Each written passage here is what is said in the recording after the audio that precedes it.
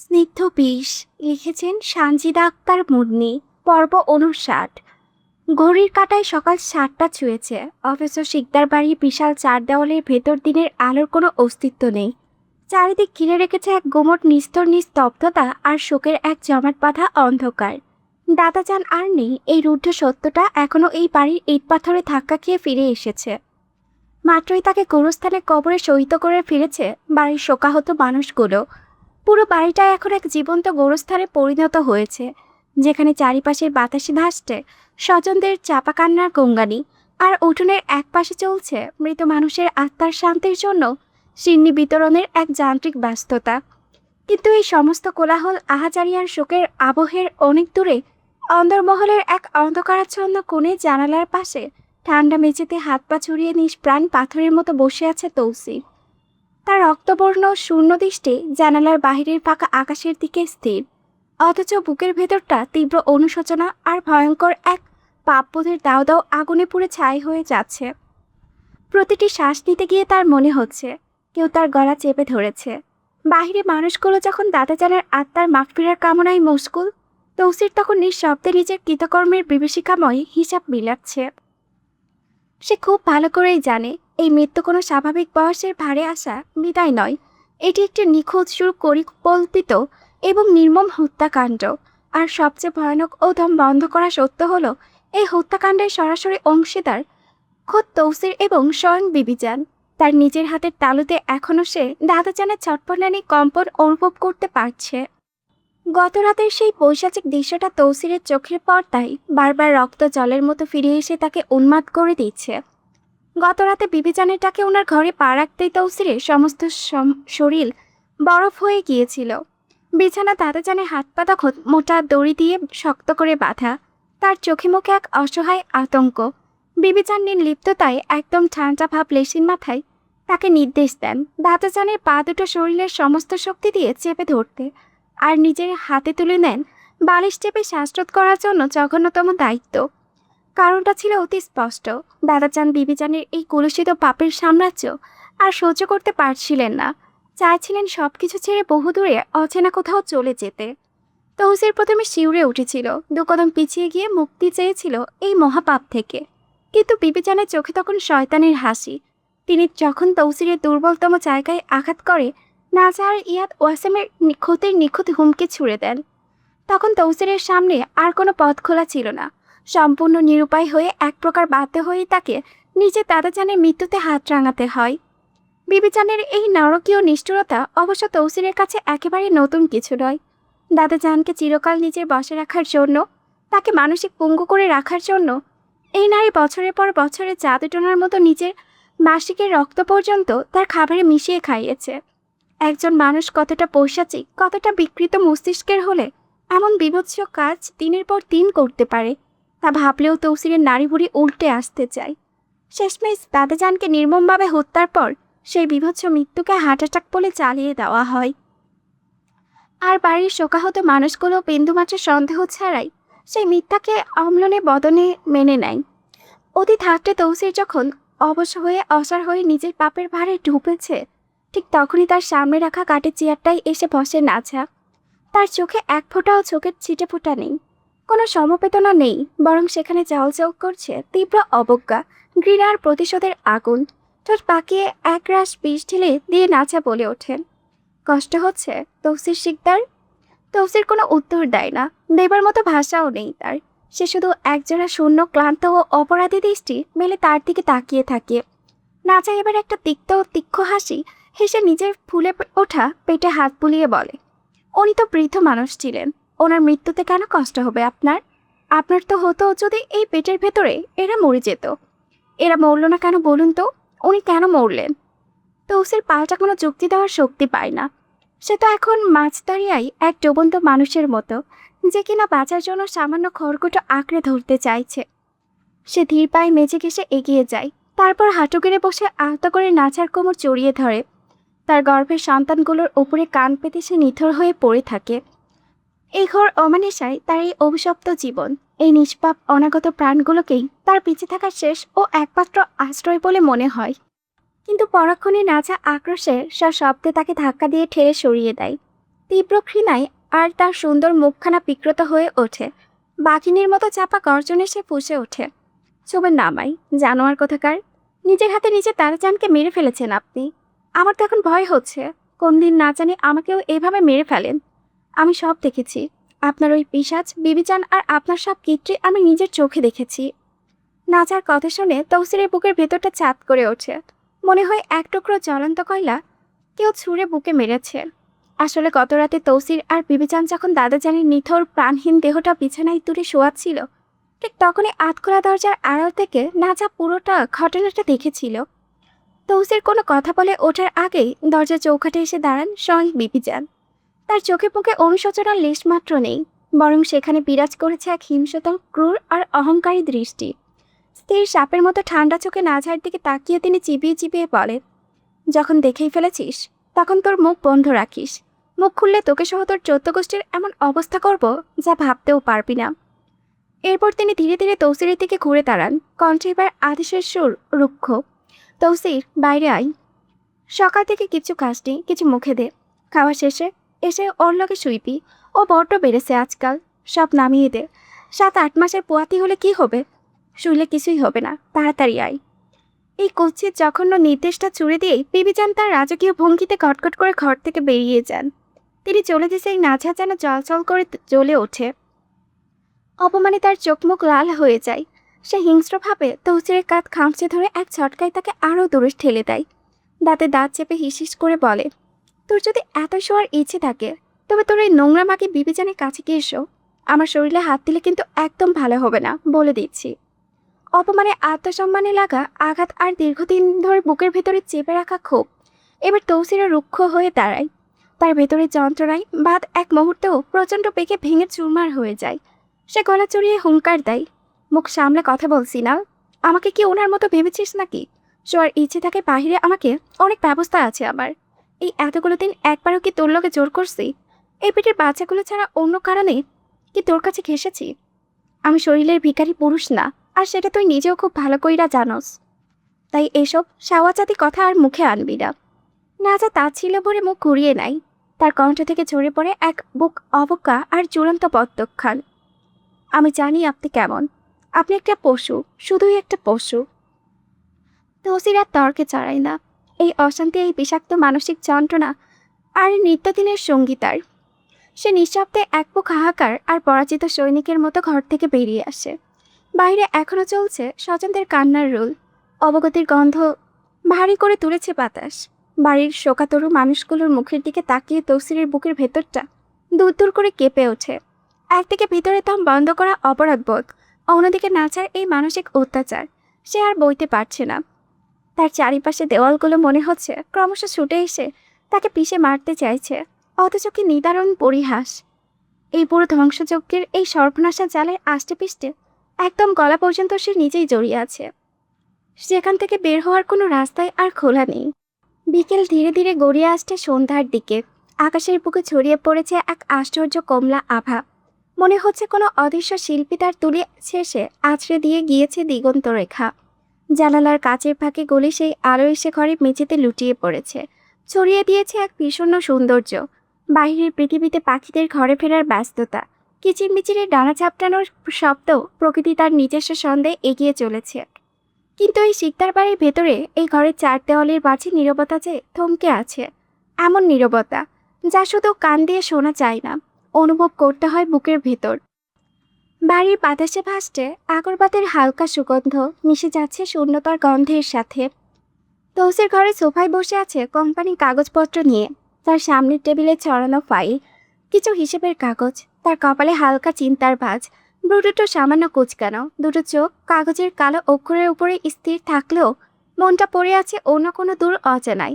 হয়তো দাদিজানের পুরনো স্মৃতিতে, হয়তো নিজের ভেতরে কোনো অন্ধকার কোণে।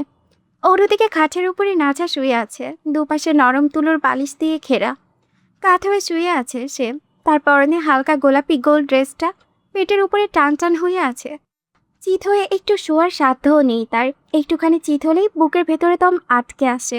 পিঠের নিচে এক ভোঁতা যন্ত্রণা তীক্ষ্ণ হয়ে ওঠে। তার ফোলা পেটের ভেতরে তিনটে ছোট্ট প্রাণ একসাথে নড়াচড়া করছে। মনে হচ্ছে 3টে আলাদা পৃথিবী একই সময়ে জগতে উঠেছে। কখনো একটা ছোট্ট পা পাঁজরে আঘাত করছে, কখনো একটা কোনোই পেটের ডান দিকে ঠেলে দিচ্ছে। নাচা চোখ বন্ধ করে সেই অনুভূতি অনুভব করে। একদিকে অপার মাতৃত্বের আনন্দ, অন্যদিকে অসহ্য শারীরিক যন্ত্রণা। তার কপালে বিন্দু বিন্দু ঘাম, এলোমেলো চুল কপালের ওপরে ছড়িয়ে আছে। ফর্সা মুখটা ক্লান্তিতে ফ্যাকাশে হয়ে গেছে, ঠোঁট দুটো শুকিয়ে এসেছে। অনেকক্ষণ এক ভঙ্গিতে শুয়ে থাকতে থাকতে নাছার শরীর বিদ্রোহ করে ওঠে। ধীরে ধীরে অনেক কষ্টে সে বালিশগুলো একটু একটু করে সরিয়ে উঠে বসার চেষ্টা করে। তার ভ্রু কুঁচকে যায়, ঠোঁট কামড়ে ধরে সে চাপা যন্ত্রণা সহ্য করতে থাকে। তার চোখ মুখে স্পষ্ট কষ্টের চাপ ফুটে ওঠে, যা কষ্ট শুধু শারীরিক নয়, মনের গভীরের ক্ষত থেকেও উঠে আসছে। বেখেয়ালি নাছার পরনের গোল ড্রেসটা হাঁটুর কাছে গুটিয়ে উঠে গিয়েছে, কিন্তু সে এখন এসব দেখায় অবস্থায় নেই। দুই হাতে বিছানার চাদর খামচে ধরে অনেকটা চেষ্টায় সে উঠে দাঁড়ায়। দাঁড়িয়েই দুই হাত কোমরে চেপে ধরে। কোমরের নিচ থেকে এক তীক্ষ্ণ ব্যথা মেরুদণ্ড বেয়ে উপরে উঠে আসছে। এই ব্যথায় তার মুখ কুঁচকে যায়, ঠোঁট থেকে একটা চাপা গঙ্গানি বেরিয়ে আসছে। ধীর অনিশ্চিত পায়ে নাচা হাঁটতে শুরু করে, এক পা দুপা করে। এই প্রতিটি পদক্ষেপে একটা বিশাল পাহাড় ডিঙানোর সমান এখন তার কাছে। নাচার এই নিদারুণ কষ্ট তৌসিরের চোখ এড়োয় না। কাগজের অক্ষরে আটকে থাকা তার দৃষ্টি হঠাৎই উঠে আসে নাচার দিকে। এক মুহূর্তের জন্য তার বুকের ভেতরটা মোচড় দিয়ে ওঠে। সব কাগজপত্র এক ঝটকায় টেবিলের পাশে সরিয়ে রেখে সে উঠে দাঁড়ায়। তৌসিরের মনটা আজ বিষাদে আচ্ছন্ন। দাদাজানের শূন্যতা তার বুকের ভেতরে একটা কালো গর্ত হয়ে আছে, যা কোনোভাবেই পূরণ হচ্ছে না। সাথে তো নিজের ভেতরে স্পষ্ট অপরাধবোধ, যা রাত দিন তাকে কুড়ে কুড়ে খাচ্ছে। চারিপাশের এই দম বন্ধ করা পরিস্থিতি, নাচার চোখের ঘৃণা মেশানো দৃষ্টি, সব মিলিয়ে বুকটা ভারী হয়ে আছে তৌসিরের। তৌসির উঠে এসে নিঃশব্দে নাচার দিকে এগিয়ে যায়। পেছন থেকে সে আলতো করে নাচার কোমর জড়িয়ে ধরে এমনভাবে যেন মনে হবে কোনো নাচুক কাচের পুতুলকে ছুঁচ্ছে কেউ। অতঃপর সে নিজের দুই হাতে নাচার তলপেটের ভারী অংশটুকু খুব সাবধানে শূন্যে তুলে ধরে। তৌসিরের বুকের উষ্ণতা নাচার পিঠে এসে লাগে। এই উষ্ণতায় একটা চেনা গন্ধ লেগে আছে, যা হলো তৌসিরের শরীরের গন্ধ, যা একসময় নাচার কাছে স্বর্গ ছিল, আজ তাই তার কাছে বিষ আর মধুর মিশ্রণ হয়ে গিয়েছে। তৌসির তলপেটে তুলে ধরাই নাচার ঠোঁট থেকে একটা দীর্ঘ গম্ভীর স্বস্তির নিঃশ্বাস বেরিয়ে আসে। তার মনে হয় দীর্ঘ ডুবো সাঁতারের পর সে জলের উপরে মাথা তুলে বুক ভরে এক ঢোক অক্সিজেন পেয়েছে। তার চোখ দুটো মুহূর্তের জন্য বুজে আসে, চোখের পাতলা পাপড়ি কেঁপে ওঠে। কিন্তু সেই স্বস্তিটুকুও এখন তার কাছে অপরাধের মতো। যন্ত্রণা কাতর ক্লান্ত গলায় একটু কম্পিত স্বরে সে তৌসিরকে জিজ্ঞেস করে, ডেলিভারি আর কতদিন বাকি? আমি বাঁচব তো ডেলিভারি হওয়ার আগে? আমার আর একটা দিন, এখনো 100 দিনের সমান মনে হয়। আমি আর এই ভার নিতে পারছি না। কথাগুলো বলতে বলতে নাচার গলা ধরে আসে। তার ভীষণ কষ্ট হচ্ছে। শেষ শব্দটা প্রায় ফিসফিসিয়ে বেরিয়ে আসে তার গলা হতে। তৌসির এই প্রশ্নের পিঠে কোনো কথা বলে না। সে নাচাকে খুব সাবধানে ধীরে ধীরে বিছানার দিকে নিয়ে যায়। বিছানায় বসিয়ে দিয়ে সে নিচে হাঁটু করে মেঝেতে বসে পড়ে নাচার পায়ের কাছে। তারপর নাচার ফুলে যাওয়া পা দুটো নিজের কোলের ওপরে তুলে নিয়ে আলতো হাতে নাচার পায়ের পাতা টিপে দিতে দিতে শান্তমতো স্বরে বলে, সব মিলাইয়া আর 2টা মাস, তারপর সব ঠিক হইয়া যাইব। আর সহ্য করতে হইব না, সব ঠিক হইয়া যাইব। কতটা কি কোনো নিশ্চয়তা ছিল, নাকি ছিল এক ক্লান্ত মানুষের নিজেকে বোঝানোর প্রচেষ্টা? নাচা ঠিক বুঝতে পারে না। তৌসিরের কথাগুলো নাচার বুকের ভিতরে গিয়ে আঘাত করে। তার চোখের কোণে পেয়ে একটা নিঃশব্দ ফোঁটা, 2 ফোঁটা জল গড়িয়ে পড়ে। গোধূলির আলো সে অশ্রুবিন্দু চিকচিক করে ওঠে। তার ভীষণ ইচ্ছে করে এই মুহূর্তে তৌসিরকে শক্ত করে জড়িয়ে ধরে হু হু করে কেঁদে ফেলতে। তৌসিরের চওড়া বুকে মাথা গোঁজা দিয়ে নিজের সব কষ্ট, সব ভয়, সব অভিমান উগরে দিতে, বলতে, আমি ভয় পাচ্ছি, আমাকে শক্ত করে ধরুন। কিন্তু সে পারে না। তার বিবেক, তার ভেতরের সেই তীব্র ঘৃণার আগুন তাকে বাধা দেয়। চোখ বন্ধ করতেই তার চোখের সামনে ভেসে ওঠে মাস্টার চাচুর সেই নিথর প্রাণহীন মুখ। মনে পড়তেই নাচার মনে হয় এই মুহূর্তে তার বুকের ভেতরে কেউ বরফের ছুরি বসিয়ে দিল। সে জোরে একটা শ্বাস ছাড়ে। ভেতরের সব আবেগ একটি শক্ত খোলসের নিচে চাপা দিয়ে তৌসিরের দিকে তাকায়। তীক্ষ্ণ ছুরির মতো ধারের মতো কণ্ঠে জিজ্ঞেস করে, ডাক্তার সিজার করতে না করেছে তাই না? সিজার করলে আমি মারা যাব তাই না? তৌসিরের হাতে নড়াছাড়া এক মুহূর্তের জন্য থেমে যায়। সে নাচার দিকে শান্ত নির্বাক দৃষ্টিতে তাকায়। তার চোখে কোনো ভাবান্তর নেই, কিন্তু গভীর কোথাও একটা অসহায় বেদনা চিকচিক করেছে। সে মলিন গলায় বলে, মরা বাঁচা আল্লাহর হাতে, তুই আমিকে তা জানাই, যা হওয়ার তা হইবই। এখন এসব উল্টাপাল্টা চিন্তা বাদ দিয়ে চিন্তামুক্ত থাক। তৌসিরের এই শান্ত উত্তর নাচাকে আরো উত্তেজিত করে তোলে। সে দাঁত চেপে জেদের বসে প্রায় চিৎকার করে ওঠে, আমি যা প্রশ্ন করছি সেটার উত্তর দিন। ডক্টর তো বলেছে রক্ত বেশি গেলে মারা যাওয়ার সম্ভাবনা আছে। তৌসির এবার নাচার দিকে তাকায়, তার চোখে সেই চিরচেনা শান্ত দৃষ্টি ও নরম গলায় বলে, রক্ত লাগলে আমি দিমু। তোর আর আমার একই রক্তের গ্রুপ, চিন্তা করিস না। মরার কথা আমার, আমি মরমু, তুই কেন মরবি? এই কথাটা বিদ্যুতের মতো নাচার ভেতর দিয়ে বয়ে যায়। মুহূর্তের মধ্যে তার ভেতরে কাল বৈশাখী ঝড় উঠে আসে। নাচার চোখ দুটো জ্বলে ওঠে আগুনের মতো, তার মুখ লাল হয়ে যায় ক্রোধে। সে প্রায় চিৎকার করে ওঠে, আপনি মরবেন কেন? এখন কেন মরবেন? পেটের এই পাপগুলোকে রেখে এখন কেন মরবেন? আর আপনি আমায় কেন রক্ত দেবেন? আমি আমার চাচুর কন্যের রক্ত নিয়ে এই শরীর বাঁচাইতে চাই না। আপনি আমায় রক্ত দেবেন না, বুঝলেন? আমি ডেলিভারির সময় মারা গেলেও আপনার এক ফোঁটা রক্ত আমি নেব না। প্রতিটা শব্দ এক একটা তীর হয়ে সরাসরি গিয়ে বেঁধে তৌসিরের বুকে। কিন্তু তৌসিরের মুখে কোনো ভাবান্তর নেই। সে শুধু চুপ করে শোনে, তার চোখের পাতা একবারও কাঁপে না, ঠোঁটে কোনো প্রতিবাদ আসে না। শুধু তার হাতের চাপটা নাচার পায়ের পাতা একটু শিথিল হয়ে আসে। কথাগুলো বলে নাচা হাঁপাতে থাকে, তার বুক দ্রুত ওঠানামা করছে, কপালে বিন্দু বিন্দু ঘাম চিকচিক করেছে, চোখ দুটো পানিতে ছলছল করেছে। রাগে আর ক্ষোভে শরীরটা তার কেঁপে উঠেছে, কিন্তু এই উত্তেজনা তার শরীরের পক্ষে ভালো নয়। তার পেটের ভেতরে তিনটে ছোট্ট প্রাণ অস্থির হয়ে নড়াচড়া করতে থাকে। তৌসির কোনো প্রতিবাদ করে না। সে নাচার পায়ে আবারও আলতো করে হাত বুলিয়ে দিতে দিতে খুব শান্ত প্রায় আদুরে গলায় বলে, আচ্ছা দেব না আমি রক্ত, অশান্তি করিস না, তোর কষ্ট হইব। তৌসিরের এই নির্লিপ্ততা, এই অসীম ধৈর্য নাচাকে আরও বেশি পোড়ায়।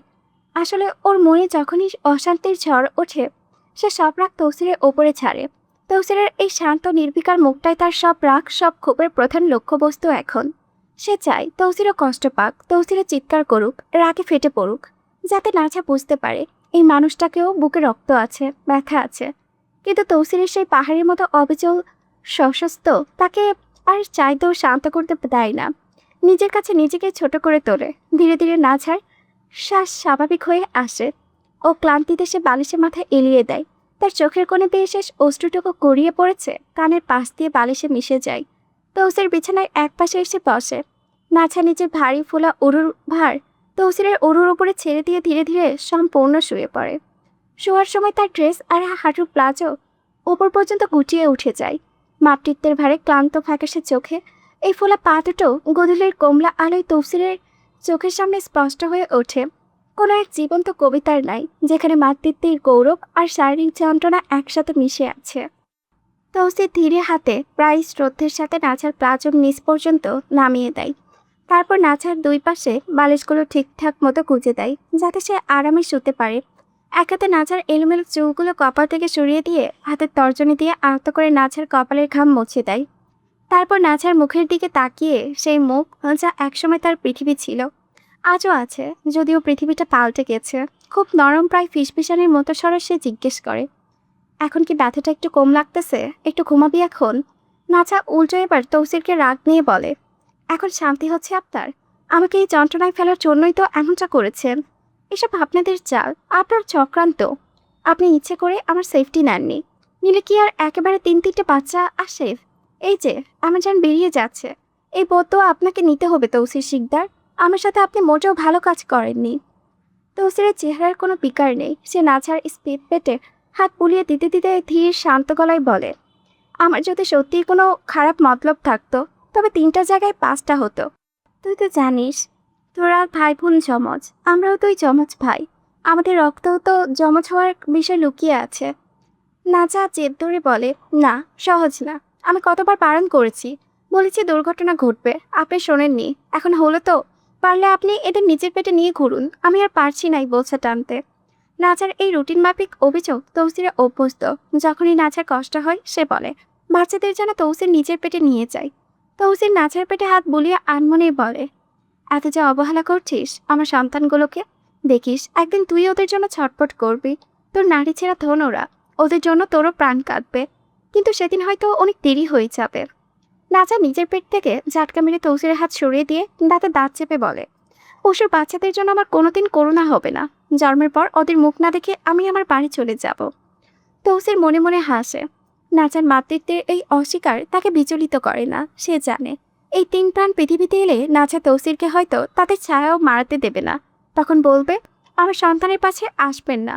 তৌসির ধীরে ধীরে নাচার ড্রেসটা সামান্য তুলে নাচার পেটের 3 জায়গায় 3টে চুমু খায়। 3টে চুমু খেয়ে নাচার পেটের ভেতরে 3টে প্রাণকে আলাদাভাবে সে অভয় দিচ্ছে। বাবা আছে, কোনো ভয় নেই। নাচা তাঁত কামড়ে শুয়ে থাকে, আর কোনো বাধা দেয় না। সে সন্তান হারানোর প্রতিশোধ নেবে, তবে এখন নয়, কারণ তার মাথায় এখন অন্য একটা ভয়ঙ্কর চিন্তার জট পাকিয়ে আছে। আজ সকালে যে দাদাজান মরে গেল, পুরো বাড়ি ভাবছে এটা স্বাভাবিক মৃত্যু, কিন্তু এর পেছনে বিবিজান বা তৌসির নয়, ছিল স্বয়ং নাচা। গত রাতের দৃশ্যগুলো তার চোখের সামনে সেলুলয়েডের ফিতের মতো ভেসে উঠেছে। রাতের খাবারের সময় সবাই যখন ব্যস্ত, নাচা চুপিচাপি বিবিজানের ঘরে ঢোকে। বিবিজানের নির্দিষ্ট পানির গ্লাসে মিশিয়ে দেয় প্রাণঘাতী বিষ। হাতে কাঁপে না তার। কেন কাঁপবে? এই বিবিজানি তো তার চাচুর মৃত্যুর সবচেয়ে বড় কারিগর। এই বয়স্কা মহিলাকে দুনিয়া থেকে সরিয়ে দেওয়াই তার একমাত্র লক্ষ্য। কিন্তু কিছুক্ষণ পর হাঁটার বাহানায় ওই ঘরের দিকে উকি দিতেই নাচার বুকের ভেতরটা ছাদ করে ওঠে। ও দেখে বিবিচান নয়, দাদাজান ঢকঢক করে গ্লাসের পানিটুকু গিলে ফেলেছেন। ভুল মানুষকে বিষ খাইয়ে দিয়েছে সে। এরপর আর 3টার দিকে ঘুম ভাঙলে নাচা দেখে মেঝেতে তৌসির নেই। তৌসিরকে সে নিজের পাশে শুতে দেয় না। বয়স তার শরীর কাটা দিয়ে ওঠে। দাদাজান কি মরে গিয়েছেন? তৌসির কি সেখানে গিয়েছে? ধরা পড়ার আতঙ্কে তার শ্বাস আটকে আসে। বুকের ভেতরে একসাথে ধরা পড়ার ভয় আর চাপা শাস্তি কাজ করে। পা টিপে টিপে সেখানে গিয়ে যা দেখে তাতে নাচা যতটা না আতঙ্কিত হয়, তার চেয়ে বেশি অবাক হয় সে দেখে তৌসির আর বিবিজান মিলে দাদাজানের নিথর দেহটা ধরধরি করে বিছানায় শুইয়ে দিচ্ছে। নাচা এটা থেকে ভেতরে ভেতরে খুশিও হয়। বিষটা এমন নয় যে ময়নাতদন্ত ছাড়া ধরা পড়ার কোনো উপায় নেই, শরীরও নীল হবে না। বিষটাও সে চুরি করেছিল তৌসিরের কাছ থেকেই। পুরো খেলাটা নাচা খেলতে চেয়েছিল বিবিজানের সাথে, কিন্তু গুটি উল্টে দাদাজান মারা যায়। বিবিজান মরলে অন্তত প্রতিশোধের আগুনে একটা তৃপ্ত থাকত, কিন্তু নাচার অশান্তির কারণ অন্য জায়গায়। সে পেটে সন্তান নিয়ে ভুল মানুষকে খুন করেছে। তবে সবচেয়ে বড় প্রশ্ন হলো, তৌসির আর বিবিজান মিলে দাদাজানের মৃত্যুর এই নাটকটা সাজাচ্ছেন কেন? দাদাজানের মৃত্যুতে তাদের কি লাভ? এই শিকদার বাড়ির প্রতিটি দেওয়ালে আসলে কতগুলো ভয়ঙ্কর রহস্য লুকিয়ে আছে। নাচা ধীরে ধীরে তার চোখের পাতা দুটি বুঝে নেয়। তার চোখের ক্লান্ত পাপড়িগুলো নেমে আসে এক অব্যক্ত প্রশান্তির মতো। তার বুকের ভেতর থেকে একটি দীর্ঘশ্বাস বেরিয়ে আসে। সারা দিনের সমস্ত ভার যে আজ এই মুহূর্তে নামিয়ে রাখে। তৌসির বসে আছে তার পায়ের কাছেই। সে নাচার উরু থেকে শুরু করে ধীরে ধীরে আঙ্গুলে চাপ দিতে থাকে। তার আঙ্গুলগুলো ধীরে ধীরে নেমে আসে নাচার হাঁটুর কাছে, তারপর পায়ের গোছায়, অবশেষে পায়ের পাতায়। তৌসিরের চোখ বুজে নাই, আর আঙ্গুলগুলো এখনো নাঝার পায়ের পাতায়, কিন্তু তার মনে ভেসে গিয়েছে বহুদূরে কোনো একটা অদেখা অচেনা অতি অনাকাঙ্ক্ষিত ভবিষ্যতের আঙ্গিনায়। তার বন্ধ চোখের পর্দায় ভেসে উঠতে থাকে 3টি ছোট্ট অবয়ব, তার সন্তানেরা। তার মনে হতে থাকে তার 3 সন্তানেরা আছে তার চারিপাশে। ঘরমা ছড়িয়ে আছে ওদের অস্তিত্ব। কেউ হাঁটছে টলমল পায়ে, ছোট্ট পায়ের ছাপ ফেলে যাচ্ছে মেঝেতে। কেউ চোটে হাসির ফোয়ারা উড়িয়েছে, কেউ খিলখিল হাসিতে কেঁপে উঠেছে ঘরের প্রতিটি কোণ। কেউ বা মগ্ন নিজের ছোট্ট রাজ্যেও অদৃশ্য খেলনার সাথে গল্প করছে, ফিসফিস করে বলছে এমন সব কথা যা শুধু শিশুরাই বোঝে। একটি ছোট্ট প্রাণ পিঠ বেয়ে উঠে আসতে তার কাঁধে ছোট্ট আঙ্গুলগুলো শক্ত করে আঁকড়ে ধরেছে তৌসিরের শার্টের কলায়। পা দুটো তুলছে শূন্যে, আর মুখে এক বিজয়ী হাসি। মনে হচ্ছে সে গোটা দুনিয়া জয় করে ফেলেছে বারবার কাছের জোরে। আরেকজন বসে আছে তার উরুতে, যার তুলতুলে নরম শরীর, গোলগাল গাল, ছোট্ট হাতের পাতায় সে বুলিয়ে দিচ্ছে তৌসিরের মুখে। দাড়ি খোঁচায় কৌতূহলী আঙ্গুল রেখে চোখ বড় বড় করে তাকাচ্ছে, আর মায়া ভরা আধা ঘন্টা ডাকছে আব্বা আব্বা বলে। আর তৃতীয়জন, সে বসে আছে মেঝেতে, তার ছোট্ট হাত দুটো বাড়িয়ে দিচ্ছে তৌসিরের দিকে। কোলে ওঠার আকুল আবেদনের তার ঠোঁটে অভিমানের ছায়া, চোখে সেই চিরন্তর বিশ্বাস, যে বিশ্বাস শুধু সন্তানেরাই বাবার চোখে দেখতে রাজি। সে টানছে তৌসিরের লুঙ্গির কোনা, পোলা পোলা গালে জমে আছে অভিযোগ, আমাকেও কোলে নাও আব্বা। এসব ভেবে তৌসিরের ঠোঁটের কোণে ফুটে ওঠে এক নিঃশব্দ হাসি, যার অবদানের প্রতি অপার সুক্রিয়ার ভেজা। চোখ বোঝা অবস্থাতেই সে হাসতে থাকে, যেই হাসিতে মিশে আছে অপেক্ষা, প্রার্থনা আর এক বুক ভরা অনাগত কৃতিত্বের আকুলতা। তার বুকটা ভরে ওঠে প্রশান্তিতে। সকালের ঘড়ি এখন বেলা 10টার কাটায় স্থির। বারান্দার এক কোণে একরাশ জমাটবদ্ধ বিষণ্ণতাকে নীরব সঙ্গী করে মাছ কাটতে বসে আছেন সেতুজা আর তৃষ্ণা। ভোর 7টা নাগাদ বাজার থেকে রূপলি তাজা মাছ নিয়ে আসেন ওয়াসেন, আর এখন সে পাশের ইজি চেয়ারটায় অলস ভঙ্গিতে হেলান দিয়ে চায়ের কাপের শেষ চুমুক দিচ্ছে। চায়ের কাপের শেষ তলানিতে চুমুক দিয়ে ওয়াসিম হঠাৎই এই ভারী নীরবতা ভেঙে সিতুজাকে লক্ষ্য করে বলে ওঠে, জানো মা, গতকাল তৌসিরের সাথে কথা হলো। ওর নাকি একসাথে 3টে বাচ্চা হবে। চেক আপের পর ডক্টরে কনফার্ম করেছে। কথাটা সিতুজার কানে পৌঁছানো মাত্র বুকে গভীর থেকে একটা তপ্ত দীর্ঘশ্বাস মোচড় দিয়ে বেরিয়ে আসে। তিনি চট করে ওয়াসিমের দিকে মুখ ঘুরিয়ে তীব্র ক্লেশের সাথে বলে ওঠেন, শুনে তো বেশ খুশি হলাম। তৌসির তো মানুষের পরে বিয়ে করে একটানা 3টে বাচ্চার বাপ হয়ে গেল। আর এইদিকে কিছু মানুষের বিয়ের 2 বছরে 1 মাস বার হয়ে যাওয়ার পরেও আমার কপালে দাদি টাকার শোনার ভাগ্য হলো না। ওনার এই তীক্ষ্ণ আক্ষেপে তৃষ্ণা আর কোনো প্রতিক্রিয়া দেখায় না। সে নিষ্প্রিয়ভাবে আপন মনে মাছ কেটেই চলেছে। তার আঙ্গুলগুলো এক অদ্ভুত যান্ত্রিক নৈপুণ্যের আষ্টে ত্বকের ওপর দিয়ে পেয়ে যায়। কিন্তু ওয়াসিমের পৌরুষালী অহংকারে মায়ের এই কথাটি তীরের ফলার মতো গিয়ে পিঠে। সে তৃষ্ণার দিকে একরাশ চরম তিক্ততা আর তাকিয়ে নিয়ে কর্কশ গলায় বলে, তৌসির বিয়ে করেছে এক অভিজাত ঘরের নবাব নন্দিনীকে, আর আমার গলায় তুমি ঝুলিয়ে দিয়েছ এক গোলামের মেয়েকে। সে তোমায় দাদি ডাক শোনাবে কোন লোটে শুনি?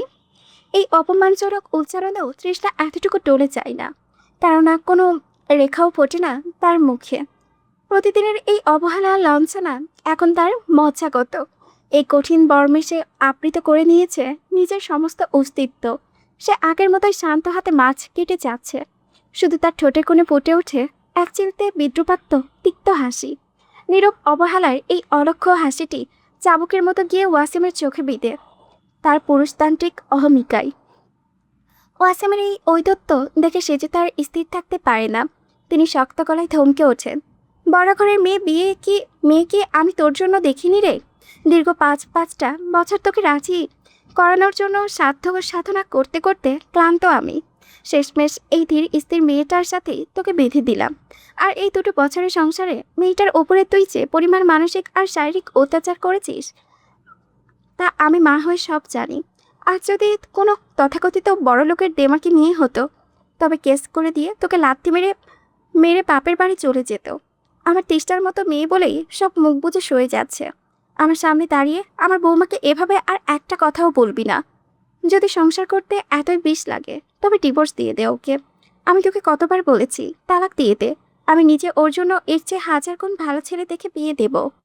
মায়ের মুখে অন্য কোথাও বিয়ের কথা, বিশেষ করে তৃষ্ণাকে অন্য কোথাও বাহুলক না দেখার কল্পনাতেই ওয়াসিমের ভেতরটা মুহূর্তেই পুরে খাক হয়ে যেতে থাকে। এই তীব্র আদিম ঈর্ষা আর তার ক্রোধ তার সমস্ত চেতনাকে গ্রাস করে নেয়। মনে হচ্ছে এক বিষাক্ত সরীসৃপ তার শিরা উপশিরা বেয়ে নীলবিষ ঢেলে দিচ্ছে। কিন্তু নিজের দম্ভ বজায় রাখতে সে বাহিরে এক তাচ্ছিলের মুখোশ পরে। উদাসীন সুরে বলে, দেব ডিভোর্স, কিন্তু ও তো নিজে চায় না। ও তো চায় আমার লাথি ছাটা খেয়ে এই সংসারে পড়ে থাকতে। ও নিজে যদি চায় তালাক, আজ আমি নিজে এখনই লিখে দিতে রাজি আছি। আমার বইয়েই গেছে। ওয়াসিমের ওই ঔদ্ধত্যতা সে যে তার রাগে ফুসে উঠে তৃষ্ণার দিকে তাকায়। তুই কি সত্যি ওর এই নরককুণ্ডে পড়ে থাকতে চাস তৃষ্ণা? তুই শুধু একবার মুখ ফুটে বল। তুই না বললে আজই আমি ডিভোর্সের কাগজ আনানোর ব্যবস্থা করছি।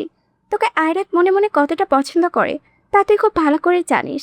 ও তোকে মাথায় করে রাখবে। আয়রাত নামটি শোনা মাত্রই ওয়াসিমের সারা শরীরে তো এক অদৃশ্য দাবানল জ্বলে ওঠে। ক্রোধে তার ভেতরের সমস্ত স্নায়ু ক্ষিপ্ত হয়ে ওঠে।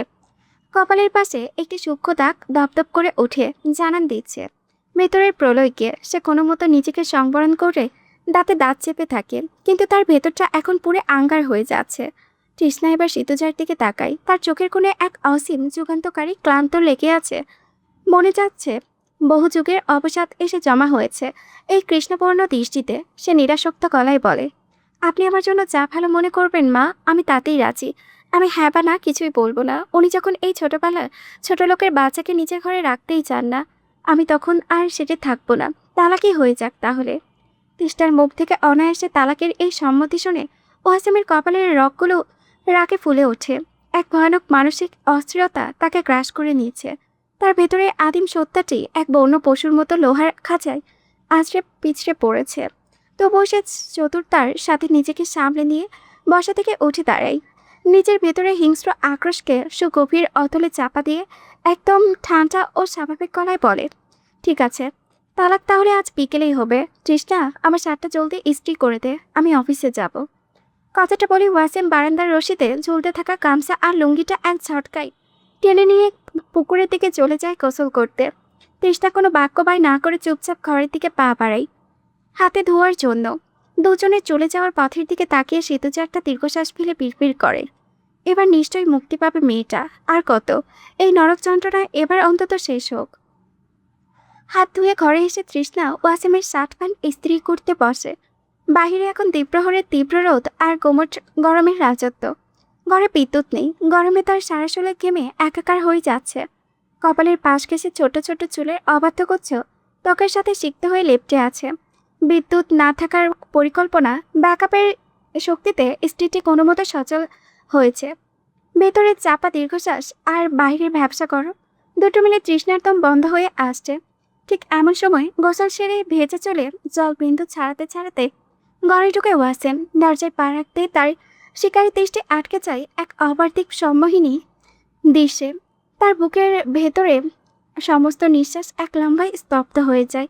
বিছানার ওপাশে মেঝেতে বসে শার্ট বিছিয়ে গভীর মনোযোগে ইস্ত্রি করছে তৃষ্ণা। তার অঙ্গে একটা শুভ্র পোশাক, মনে হচ্ছে সত্যপটা শিউলি পাপড়িতে মোড়ানো কোনো নিঃশব্দ মূর্তি। এখন তার গলায় ওড়না নেই, রক্তিম ওড়নাখানা কোমরের চারিধারে আটে সিটে গিটে বাঁধা।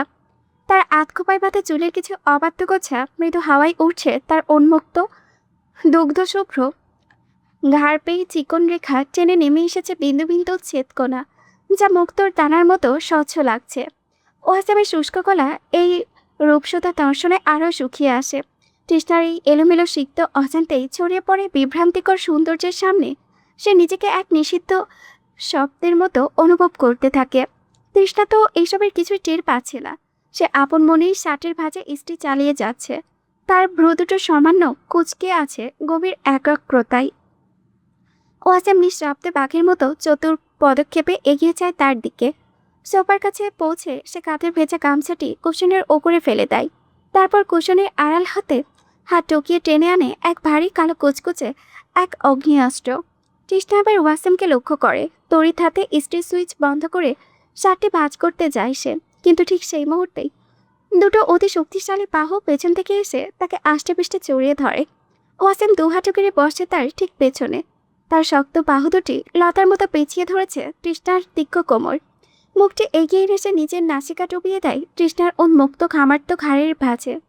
গভীর এক তীব্র উষ্ণতায় তার ঠোঁট ছুঁয়ে যায় তৃষ্ণার ফর্সা ত্বক। সে তৃষ্ণার উন্মুক্ত কাঁধে নিজের নাক মুখ এমনভাবে ঘষতে থাকে যেন মনে হচ্ছে কোনো বহুদিনের তৃষ্ণার্ত প্রতীক হঠাৎ মরুভূমিতে অমৃতের সন্ধান পেয়েছে। ওর এই আসমিক আদিম স্পর্শে তৃষ্ণার সমস্ত শরীর এক নিমিষে পাথরের মতো স্তব্ধ হয়ে যায়। তার সমস্ত চেতনা অবশ হয়ে আসে। হাতের শার্টটি ঘষে পড়ে যায় মেঝেতে। ওয়াসিম তার গলায় মুখ ঘষতে থাকে। সে তো এখন এক তীব্র নেশায় বোধ হয়ে আছে। তার দুই বাহুর বন্ধনে তৃষ্ণার কোমর আরও কঠিন আরও হিংস্রভাবে চেপে ধরেছে সে। এতটাই শক্ত যে তৃষ্ণার ফুসফুসে বাতাস নেওয়ার জন্য আকুল হয়ে ওঠে। এরপর ওর কানের লতির কাছে মুখ এনে এক ক্ষিপ্ত ফিসফিসে আওয়াজে ওয়াসিম গর্জে ওঠে। তালাক চাস, তাই না? আয়রাদের বউ হতে চাস তুই? এত বড় সাহস তোর যে মায়ের সামনে দাঁড়িয়ে এই কথা উচ্চারণ করিস? তোকে না বারণ করেছিলাম এই বিষয় নিয়ে দ্বিতীয়বার মুখ না খুলতে? বেশি ডানা গজিয়েছে তোর, জানোয়ারের বাচ্চা। তুই আমার সংসারে থাকতে চাস না? কথা শেষ করে ওয়াসিম এক মত্ত আক্রোশে তৃষ্ণার ঘাড়ে সজোরে দাঁত বসিয়ে দেয়। মনে হচ্ছে কোনো হিংস্র সপাত তার শিকারীর শরীরে নিজের মালিকানার স্থায়ী ক্ষত এঁকে দিচ্ছে। তীব্র যন্ত্রণায় তৃষ্ণার ঠোঁট দুটো কেঁপে ওঠে। অপমান ও ক্ষোভে চোখ পেটে পানি আসতে চায়। নিজেকে এই পৈশাচিক আলিঙ্গন থেকে মুক্ত করার জন্য সে আপনারাই মোচড় দিয়ে ওঠে। ওয়াসিমের লোমশ বাহু দুটোকে নিজের তীক্ষ্ণ নখ দিয়ে খামচে ধরে। এক গঙ্গানের মতো চাপা সরে সে বলে ওঠে, আপনি তো সবসময় বলেন আমি আপনার যোগ্য নই, তাহলে কেন আমি আপনার পায়ে পড়ে থাকবো? আমাকে কি একটু শান্তিতে বাঁচতে দেবেন না আপনি? কিন্তু তৃষ্ণার এই আকল আরতি ওয়াসিমের বধির কামনার দেওয়ালে আছড়ে পড়ে অর্থহীন হয়ে যায়। পাথরের মূর্তির মতো তৃষ্ণা অনুভব করে তার কামিজের কাপড়ের ভেতর দিয়ে শীতল কোনো সরিষ্টি ভরভর করে ঢুকে আসছে। বরফ শীতল কঠিন এক ধাতব নল সোজা তার নাভির ওপরে তীব্র চাপ সৃষ্টি করে স্থির হয়। তাহলে সোফা থেকে নেওয়া ওয়াসিমের ওই কালান্তর পিস্তল। তৃষ্ণার সারা শরীর ভয়ে শিউরে ওঠে। তার মনে হয় এই বুঝি টিগার চেপে ওয়াসিম তার বুকের হৃদস্পন্দন চিরতরে স্তব্ধ করে দেবে। ওয়াসিম এক হাতে তাকে নিজের প্রশস্ত বুকের পাথুরে বুকের সাথে পিষে মারার মতো চেপে ধরে, অন্য হাতে পিস্তলটি রাখে তৃষ্ণার নাভির ওপরে। এক হিংস্র বাঘের মতো ফিসফিসিয়ে শাসিয়ে উঠেছে, যদি মায়ের সামনে তালাকের কথা আর একটা বারও মুখে এনেছিস, তবে এই বন্দুক থেকে পাঁচটা গুলি বের হয়ে বুক ঝাঁঝরা করে দেবে ওই আয়রাদের, যার সাথে তোর নতুন করে ঘর বাঁধার স্বপ্ন দেখা হচ্ছে। আর শেষ বুলেটটি আমি সরাসরি পিটিয়ে দেব তোর এই অবাধ্য কলিজার ভেতরে। কথাটি শেষ করে ওয়াসিম তৃষ্ণার কাঁধ থেকে না ঘেঁষতে ঘেঁষতে উঠে আসে তার কানের লতি পর্যন্ত। এক গভীর অধীম আসক্তিতে সে তৃষ্ণার শরীরের ঘ্রাণটুকু টেনে নাই ভরে। কোনো আজন্ম আফিমুখের তার নেশার বস্তুটি শুকছে মনে হবে। তারপর তৃষ্ণার মুখটি জোর করে ঘুরিয়ে নিজের গালে চেপে ধরে সে। তৃষ্ণার নাকে নিজের নাক এসে প্রমত্ত আবেগ, কোনো অনুমতি, কোনো ভূমিকা ছাড়াই সরাসরি তৃষ্ণা ঠোঁট মেলাই সে। এক জোরপূর্বক উন্মাদ অধিকার প্রতিষ্ঠানকারী চুম্বনে লিপ্ত হয় ওয়াসিম। তৃষ্ণার সারা শরীর থরথর করে কাঁপতে থাকে, ভয়ে তীব্র যন্ত্রণায় এবং অচেনা শিহরণে। অবিন্যস্ত সেই চুম্বনের পর ওয়াসিম তার মুখটি সামান্য সরায়। তৃষ্ণার অশ্রুসিক্ত আতঙ্কিত চোখের দিকে এক দৃষ্টি তাকিয়ে শেষবারের মতো তীব্র শাসনের সুরে বলে ওঠে সে, তুই আমার বউ, আমার একান্ত নিজস্ব সম্পদ, আমার জিনিস আমি কখনোই কোনো দিনও অন্য কাউকে দেব না, তা মনে রাখিস। তুই শুধু আমার বউ, বুঝতে পেরেছিস? তুই শুধু আমার, একদম শুধুই আমার। কথাগুলো শেষ করে ওয়াসিম আবারও তৃষ্ণার থুতনি চেপে ধরে নিজের তৃষ্ণার্ত ক্ষিপ্ত ঠোঁটজোড়া তৃষ্ণার ঠোঁটে বসিয়ে দেয়। এক অবিন্যস্ত বন্দুকের সিলমোহর এঁকে দেয় তার অধরে।